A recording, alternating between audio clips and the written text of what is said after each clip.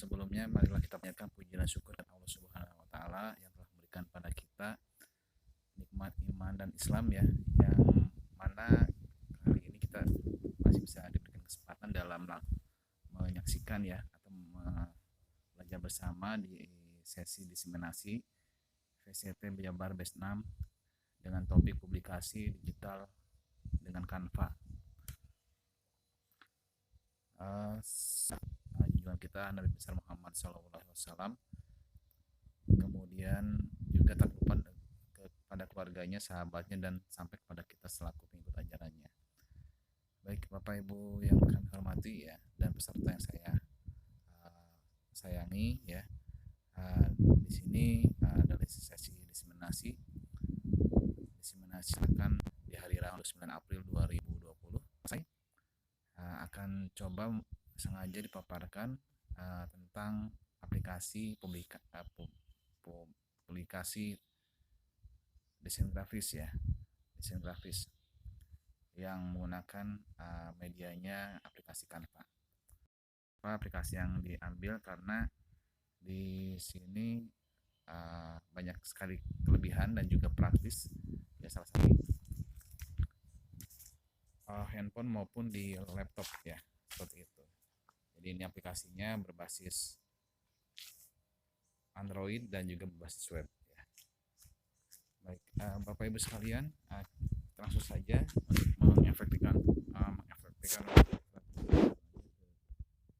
sebentar.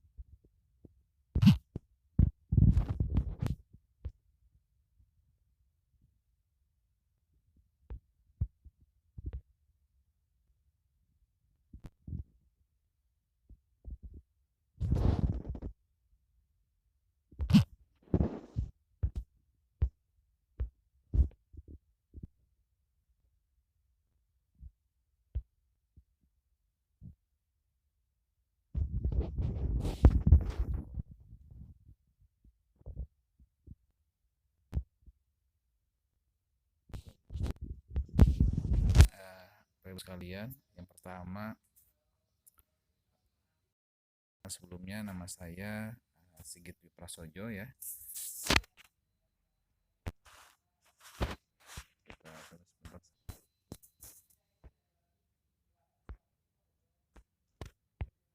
Nah, kita yang pertama ya, bahwa sini ada kurikulum vitae.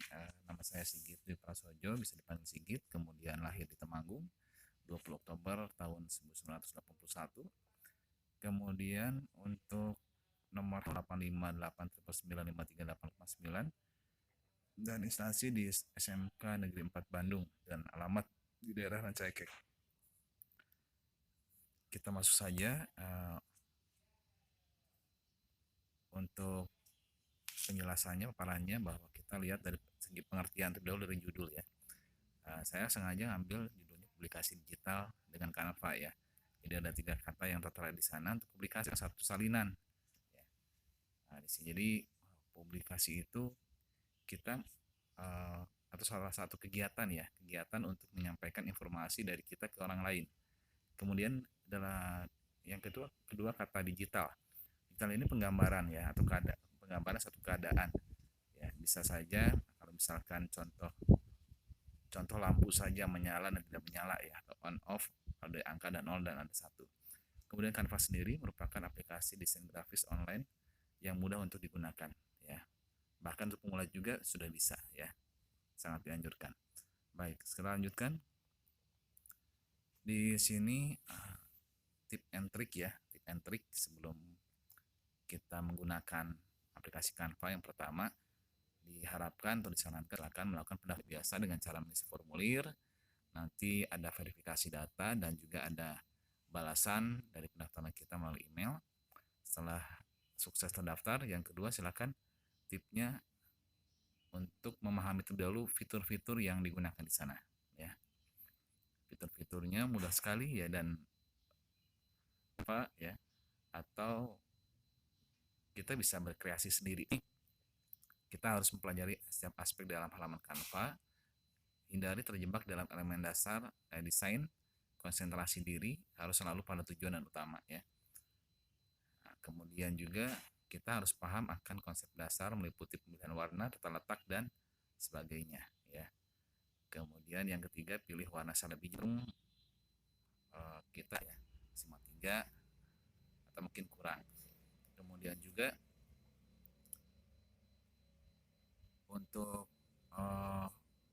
perpaduan ya komposisi warna dari desain grafis yang kita buat itu komposisinya tua dan muda ya. Misalnya mengambil warna muda, dan untuk tulis komposisinya sangat bagus ya. Kita lanjutkan untuk tips selanjutnya. Silakan gunakan gambar yang bermakna ya. Gambar yang bermakna maksudnya apa? Gambar yang ada kaitan dengan tema atau topik yang akan kita usung ya. Nah, seperti itu. Di sini gambar itu bisa berupa gambar simbol-simbol, logo, atau mungkin berupa teks.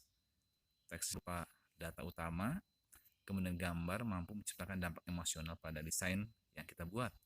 Kemudian pastikan menggunakan gambar yang tepat guna mendukung konten tersebut. Ya, baik untuk yang terakhir, yang kelima, untuk tipsnya.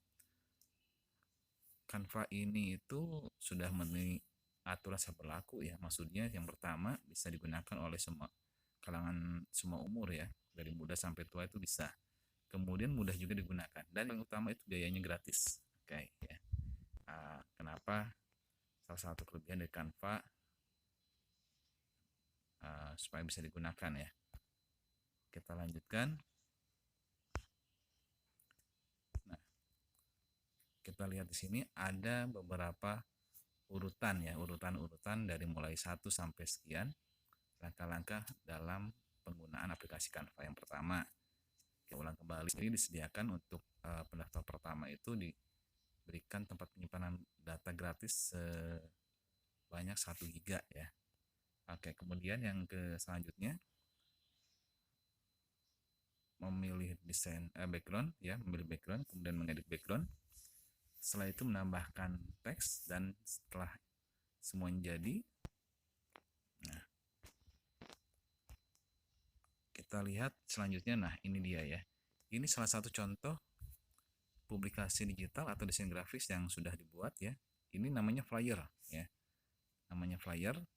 Kita bisa menyampaikan ya informasi ya, di sini berupa undangan diseminasi yang dilaksanakan hari ini dengan judul publikasi digital dengan Canva, dilengkapi dengan warna, teks, kemudian gambar dan logo.